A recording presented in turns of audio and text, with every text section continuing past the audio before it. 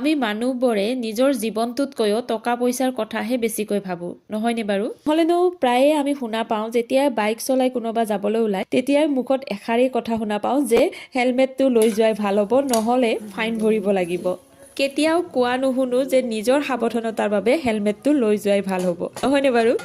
কিন্তু আমি যদি ফাইনৰ কথা নাভাবি নিজৰ জীৱনটোৰ কথা ভাবিলোহেঁতেন হয়তো সকলোৱে হেলমেট পিন্ধি গ'লহেঁতেন আৰু এই দুৰ্ঘটনাবোৰ হ'লেও হয়তো মানুহবোৰ মৃত্যুৰ মুখলৈ নগ'লেহেঁতেন নহয়নে বাৰু কথা আমি যিহেতুকে জীৱনটোৰ কথা নাভাবোঁ অকল ফাইনৰ কথা ভাবোঁ সেইকাৰণে কেতিয়াবা আমি জানো যে এইখিনি ঠাইত আমাৰ ফাইন ভৰিব লগা নহয় তেতিয়া আমি সেই ঠাইলৈ গ'লে হেলমেট নিপিন্ধাকৈ যাওঁ আমি নাভাবোঁৱে যে আমাৰ কিবা এটা হ'লে আমাৰ জীৱনটো নোহোৱা হৈ যাব আমি অকল টকা পইচাৰ কথা ভাবোঁ আৰু সেইকাৰণে এনেকুৱা কামবোৰ কৰোঁ আৰু তেতিয়া আমাৰ বিপদ আমি নিজে মাতি আনো নহয়নে বাৰু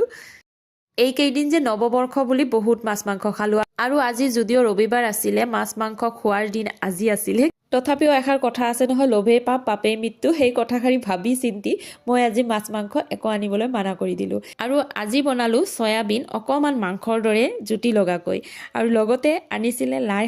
শাকখিনি ভজা মোৰ ইতিমধ্যে হৈ গ'ল এনেইতো ৰন্ধা মেলা কৰি ভালে লাগে কিন্তু এই যে যোগাৰ পাতিবোৰ কৰোঁতে ইমানখিনি সময় লৈ লয় আৰু লগতে বাচন বৰ্তন যে ইমানখিনি ওলাই পিছলৈ ধোৱা মেলা কৰিবলৈ একদম বিৰক্তিদায়ক হৈ যায় আৰু মোৰ আকৌ এটা বেয়া অভ্যাস আছে কি মই যেতিয়াই পাকঘৰলৈ ৰান্ধিবলৈ যাওঁ পাকঘৰটোৰ একেবাৰে অৱস্থা নোহোৱা হৈ যায় পিছতহে আকৌ সেইবোৰ ঠিক কৰিব লগা হয় যি নহওক আজি দুপৰীয়া সাজত আমাৰ আছিলে ভাত লগতে আছিলে লাই শাক ভাজি আৰু লগতে আছিলে